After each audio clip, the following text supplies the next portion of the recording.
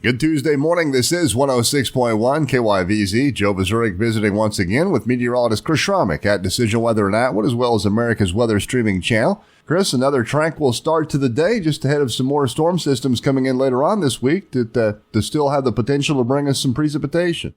Yeah, Joe, we got high pressure that's been sitting over the Rockies here the last couple of days, bringing to some nicer weather. And it looks like today will be probably a really nice day. We'll see temperatures climb up there into the middle 50s. We'll have a light northwesterly breeze around 10 miles per hour. And that high pressure will slowly start to break down with two systems coming from the north and west in that northwesterly flow. The first one will be later in the day tomorrow for Valentines Day, tomorrow night. And then we'll see another one that'll come through on Friday as a trough of colder air will be pulled down from Canada behind that one. As far as the precipitation goes, it looks like these systems are going to track down the Missouri River from the Montana, Wyoming area through South Dakota and northeastern Nebraska. And that's where the snow will be a-flying with those two disturbances here this week. For us, we'll get the cold shots of air behind them. It looks like Thursday night, and then again on Friday, those winds will turn to a north direction and bring that colder air down. However, it will be short-lived. Those winds could be from the south on Thursday, blowing around 15 to 25 miles per hour. Thursday night, turn to the north at 15 to 25 miles per hour,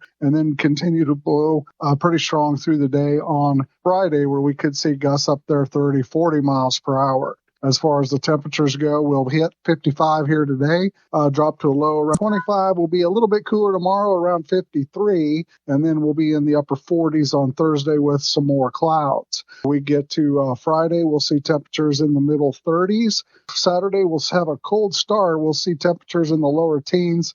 To start the day there on Saturday, could have wind chills in the single digits to close to zero if it's still breezy at that time. And then in the afternoon, the sun will come out. We'll warm back into the 40s, heading towards the 50s on Sunday. And then just for President's Day and early next week, we'll see spring-like weather return. High pressure will rebuild back over the Rockies, and we'll see those temperatures trying to climb up there to around 60 degrees there to start our work week. Chris, as we get in towards the last half of February, into the first week or so of March, do we look to have a spring-type weather pattern in place, or will we see some more active systems come through with chances of precipitation? Well, we keep talking about the Pacific reawakening and a couple disturbances to develop out there. It is showing that around the 23rd, 24th, one of those systems will come through, and then another one towards the end of the month there on the 28th. Right now, those storm systems look like they're going to track to our south through Texas, closer to that Mexican border. And that we'll keep that precipitation likely to our south. It could bring some